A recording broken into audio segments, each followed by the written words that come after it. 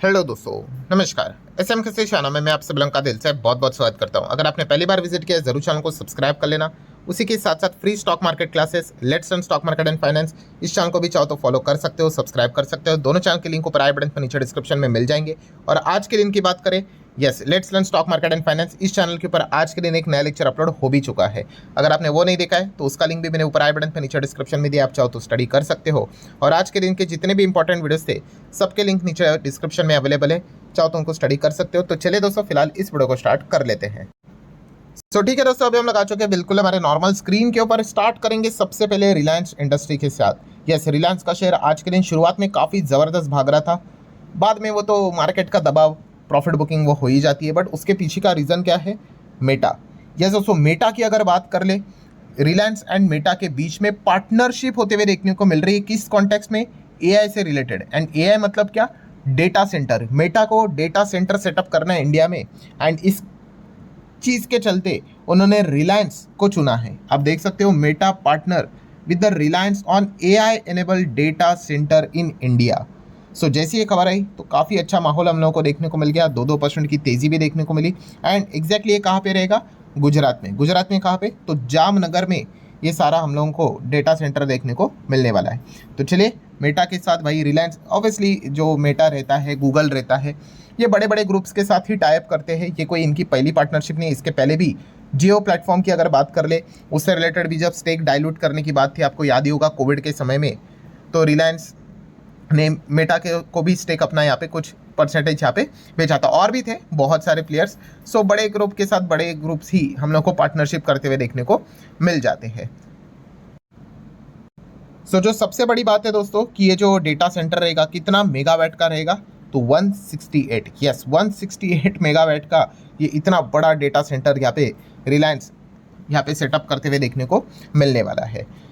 ठीक है, देन अगर हम बात करेंगे रिलायंस की कंपनी, जो पहले रिलायंस में थी फिर अलग हो गई, जियो फाइनेंशियल सर्विसेज। तो जेएफएस दोस्तों यहाँ पे हम लोगों को, मतलब जेएफएस अकेला नहीं, जियो एंड ब्लैक रॉक की अगर बात करें, इनका टाइप है, आपको पता ही है, फाइनेंस सेगमेंट में पहला ईटीएफ लॉन्च करने जा रहे हैं दोस्तों। कब? समवेयर अराउंड अगस्त।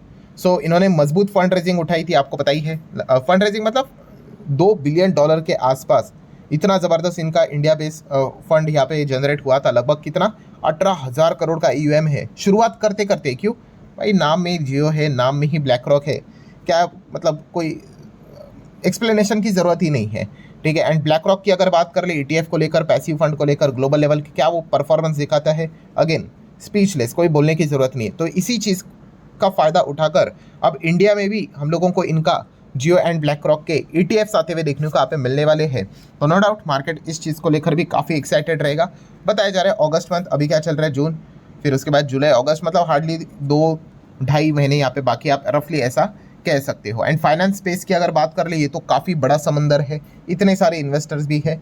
सो अगर प्रॉपर तरीके से अगर ये चीज़ों को करेंगे तो डेफिनेटली भाई इनको कस्टमर मिलना कोई मुश्किल काम तो होता है नहीं। नेक्स्ट अगर बात करेंगे कल्याण ज्वेलर्स, काफ़ी लोग, सिर्फ कल्याण ज्वेलर्स नहीं, बहुत सारे गोल्ड ज्वेलरी रिलेटेड जो कंपनियां हैं उससे रिलेटेड काफ़ी सवाल आ रहे हैं। कल्याण ज्वेलर्स भी लगातार आज भी पिट रहा है, कल भी पिटा था, बहुत दिनों तक मतलब पिटते ही जा रहा है।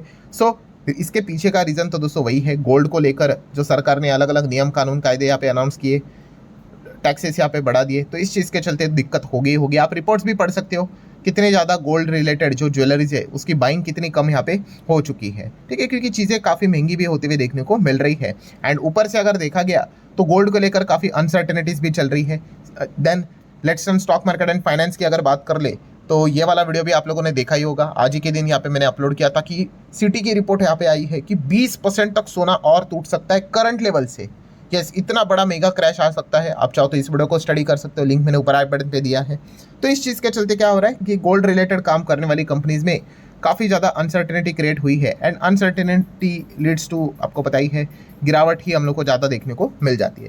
देन अगर हम बात करें दोस्तों, तो एमटार टेक्नोलॉजीज, एमटार टेक की अगर बात कर ले, तो यस, मैनेजमेंट के अलग अलग कमेंट्रीज हमें देखने को मिल जाती है, इंटरव्यूज देखने को मिल जाते हैं। एंड अब एमटार टेक भी दोस्तों डेटा सेंटर को लेकर काफ़ी ज़्यादा फोकस हमें नज़र आ रहा है। आपको पता है इनका जो ब्लूम एनर्जी बहुत बड़ा दिग्गज क्लाइंट है, इसी चीज़ के चलते इनको ये स्कोप मिलते हुए देखने को मिला है। एंड इसके पहले भी clean energy, defence, space, aerospace, then nuclear की अगर हम बात कर ले, बॉलर स्क्रूज की अगर बात कर रहे हैं, इसमें तो कंपनी पहले भी काम करती थी, अभी भी कर रही है, बट ये जो नया चीज़ जो इनको यहाँ पे मिला है, ये खुद तो डायरेक्ट डेटा सेंटर में नहीं थे, बट इनका क्लाइंट इतना बड़ा है कि वो डेटा सेंटर को लेकर, एनर्जी को लेकर इतना आगे बढ़ते हुए देखने को मिला है। सो इनके लिए भी वो दरवाजे ओपन होते हुए देखने को मिले हैं। सो FY27 की जो ग्रोथ को लेकर भी बात उन्होंने कही है, वो डेटा सेंटर को लेकर ही कही है। एंड इसी पॉइंट को लेकर ही हम लोगों ने देखा कि एम्प्टा टेक का जो स्टॉक था वो तो ऐसे ही चल रहा था, फिर बाद में जो रफ्तार पकड़ी वो उसी पॉइंट को लेकर यहाँ पे पकड़ी थी। लेट्स सी इस चीज़ को लेकर उनके कैसे एग्जीक्यूशन रहते हैं और क्या क्या अनाउंसमेंट होते हैं। RVNL की बात कर ली है, काफ़ी लोगों के सवाल आते रहते सर RVNL को क्या हुआ है, लगातार गिरावट ही देखने को मिल रही है। तो सबसे पहले तो पॉइंट आपको बताइए, ज़बरदस्त ऑलरेडी हम लोग को रिटर्न्स बनते हुए देखने को मिले थे, प्लस ऊपर से मार्केट 2-2.5 साल जो भी चीज़ें चल रही है उसमें कोई जोश यहाँ पे नज़र यहाँ पे नहीं आ रहा है।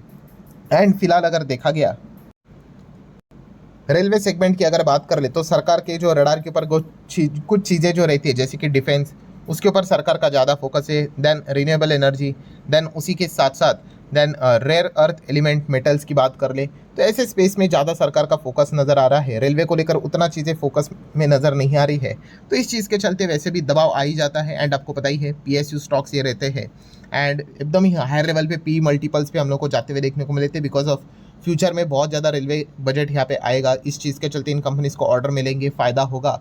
सो इसी चीज़ के चलते अच्छी तेज़ी भी आई थी, बट थोड़ा भी मार्केट इधर उधर हुआ तो इस चीज़ के चलते वो गिरावट भी हमें देखने को मिल जाती है। तो ये कहानी सिर्फ RVNL की नहीं है, रेलवे से रिलेटेड तमाम जो कंपनियां जुड़ी हुई है सबके साथ हम लोग को सेम चीज़ें देखने को मिले। इनफैक्ट डिफेंस वाली भी बहुत सारी कंपनियां इसी पाथ के ऊपर चल रही है।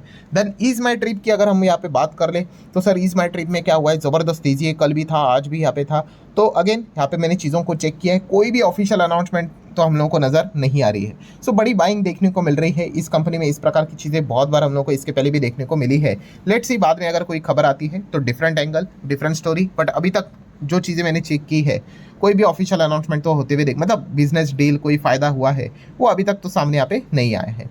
देन अगर हम बात करेंगे Dixon technologies, yes sir Dixon tech Taiwan के साथ यहाँ पे जॉइंट वेंचर सेटअप किया, तो अच्छी खबर है। फिर भी गिरावट की, तो दोस्तों ऐसी कोई बात नहीं होती है कि यहाँ पे अनाउंसमेंट किया तो फटाफट तेज़ी आनी चाहिए। सिमिलर वे सुजलॉन को लेकर भी काफ़ी लोगों की यही थियरी है कि जो अनाउंसमेंट उन्होंने किया है कि अब ये क्लीन एनर्जी में आगे बढ़ेंगे, सिर्फ विंड से रिलेटेड जो मैन्युफैक्चरिंग टरबाइन जो काम वो करते थे उसी तक सीमित नहीं रहेंगे, बट उसके बावजूद हमें गिरावट नज़र आ रही है। तो दोस्तों अगेन ये सारी चीज़ें अनाउंसमेंट है, जब वो एक्चुअल में बिजनेस करेंगे और उसका एग्जीक्यूशन होगा, और वो सारी सबसे इंपॉर्टेंट चीज़ क्या होता है, यस रेवेन्यू, भाई कमाई होनी चाहिए। थियोरी तो अपनी साइड में है, प्रैक्टिकली भाई कमाई होगी, नंबर्स में अगर वो चीज़ें दिखेगी तो मार्केट ऑटोमेटिकली उस चीज़ को रिएक्ट करता ही करता है। और ये चीज़ें ऐसी नहीं भाई कि 1-2 दिन में यहाँ पे हो जाए, ये लंबी अवधि की चीज़ें होती है।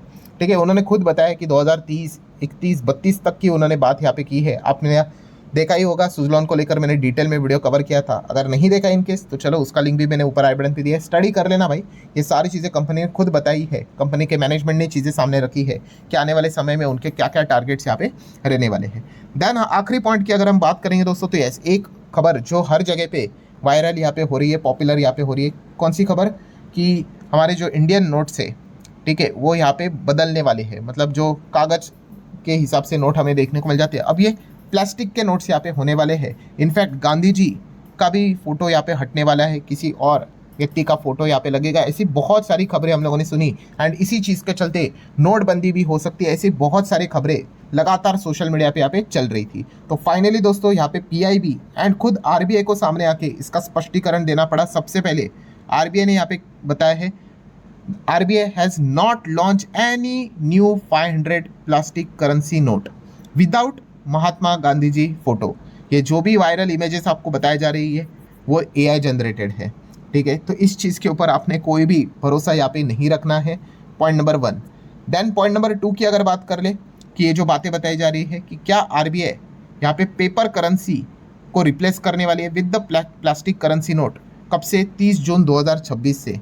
तो इसको लेकर भी आप यहाँ पे देख सकते हैं सब कुछ सोशल मीडिया के ऊपर क्लेम्स यहाँ पे किए जा रहे हैं। सो RBI ने यहाँ पे इस चीज़ को लेकर क्या कहा है, उन्होंने कहा है जो भी बातें चल रही है टोटली गलत है, फेक इन्फॉर्मेशन आप लोगों को परोसी जा रही है, ऐसा कुछ भी नहीं है। खुद प्रेस इन्फॉर्मेशन ब्यूरो PIB की बात करें, उन्होंने फैक्ट चेक यहाँ पे किया है एंड उन्होंने यहाँ पे बताया है ये सारी चीज़ें अफवाह है, AI रिलेटेड है। हाँ, अगर इसमें अगर कोई सच वाला पॉइंट अगर आपको पकड़ना है तो ये बात ज़रूर है कि RBI कंसिडर कर रहा है पॉलीमर करेंसी को, बट अभी भी वो कोई फाइनल डिसीजन अभी तक हुआ नहीं है, ठीक है। तो इसीलिए उन्होंने बताया कि देश के जो नागरिक है भाई, जो ऑफिशियल सोर्सेस है करेंसी के इंफॉर्मेशन को लेकर, उसी के ऊपर आपने रिलाय रहना है। ऐसे बहुत सारे अफवाहें सोशल मीडिया के ऊपर आती रहती है कि कोई नोटबंदी नहीं भाई, कोई प्लास्टिक विस्टिक नहीं, ठीक है। ये सारी चीज़ें फेक थी, आपको फेक खबरें यहाँ पे बताई जा रही थी। सो ठीक है दोस्तों, आरबीआई ने खुद ये सारी चीज़ें, सरकार ने खुद सारी चीज़ें क्लैरिफाई यहाँ पे की है। सो आशा करता हूँ वीडियो हेल्पफुल लगा होगा। चाहो तो लाइक एंड शेयर कर सकते हो। मिलते हैं नेक्स्ट वीडियो में, तब तक के लिए बाय बाय।